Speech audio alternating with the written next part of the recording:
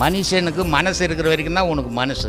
ஒரு புலி செத்து போச்சுன்னா புலி செத்து போச்சு, மாடு செத்து போச்சுன்னா மாடு செத்து போச்சு, ஆடு செத்து போச்சுன்னா ஆடு செத்து போச்சு, மனுஷன் செத்து போனால் என்ன செத்து போச்சு?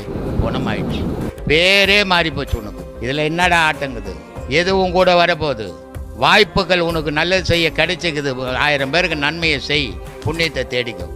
ஆனால் வாய்ப்பு கிடைச்சதுதான் அகங்காரத்தில் அழியாது. அது உன் ஜென்மம், உன் வம்சத்துக்கு பாதிக்கும். அது உன்னை மட்டும் பாதிக்காது. அதுக்கு தான் சொன்ன மாதா செய்தது மக்களுக்குன்னா, நீ என்ன செய்தோ உன் வம்சத்துக்கே வந்துடும். நீ செய்கிற தர்மம் உனக்கு கிடையாது, உன் பிள்ளைங்களுக்கு. அதனால் மாதா செய்தது மக்களுக்கு. தர்மத்தை கையாளுங்க. தர்மம் பண்ண ஆரம்பிச்சிங்கனாவே மனம் இலகிடும். மனம் இலகினாவே அந்த அடுத்த ஸ்டெப் அது இறைவனை நோக்கி பயணம் பண்ணும். மனம் மொரட்டுத்தனமாக இருந்ததுன்னா உலகத்தை நோக்கி தான் பயணம் பண்ணும். ஏன்னா இறைவனே மென்மையானவன், இறைவன் பூ போன்றவன், இறைவன் பேரொளியானவன், இறைவன் கருணை உள்ளவன். அந்த ஈக்குவலாக அதனுடைய முழு நிலைக்கு போனாலும் கால்நிலைக்கு மனுஷன் போனால் போதும், இறைவன் தூய்ப்பான் உன்னை. ஆனால் நீ அதில் தொடவே தொடாத மொட்டுத்தனமாக வச்சு சுத்தினா இறைவன் உன்னை கழிச்சு கட்டிடுவான். அதனால்தான் சொர்க்கம் நரகம் எங்களுக்குன்னா இது இங்கே இக வாழ்க்கையில் தான் இருக்குது. ஒன்றும் தனியாக அதுக்கு ஒரு கம்பெனி வச்சு நடத்தின்னு இல்லை. அப்போ நீ செய்கிற செயலை பொறுத்து தான் இங்கே வாழ்க்கை உனக்கு அமைய போகுது. மனம் ஒரு நிலைப்படாத தெய்வ நிலை எட்ட முடியாது. அதனால் சொல்கிறாரு, ரொம்ப அழகாக சொல்லுவார் பட்டினத்தார். அட்டாங்க யோகமும் ஆதாரம் மாறும் அவித்தை 5 விட்டேறி போன வெளிதனிலே வேப்பொன்று கண்டேன். வட்டாகி செம்மதில் பாலூர உண்டு எட்டாத பேரின்பம் என்னை விழுங்கியதுன்னாரு.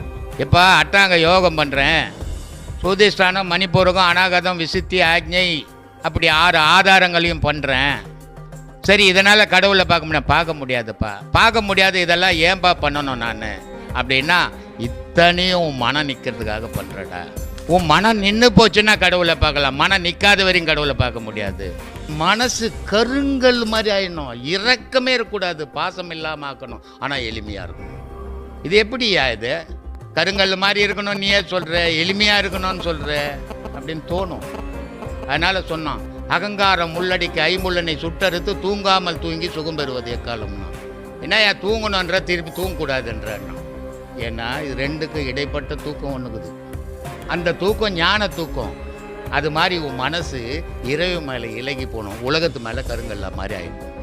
பாசம்ன்றதே இருக்கக்கூடாது உலகத்து மேலே. உனக்கு இறைவு மேலே மட்டும் உருகி போகணும். அதனால சொன்னான், காதலாகி கசிந்து கண்ணீர் மல்கின்னா. எந்த வேத நூல்லையாவது இறைவன் இருக்கிறான்னா? இல்லை. வேத நூலில் இறைவன் இருந்தால் அது புக்கே போதுமே. இறைவனை பற்றி தான் வேத நூல் இருக்குது. அதை முயற்சி பண்ணி அடையிறது உன்னுடைய முயற்சி தான்.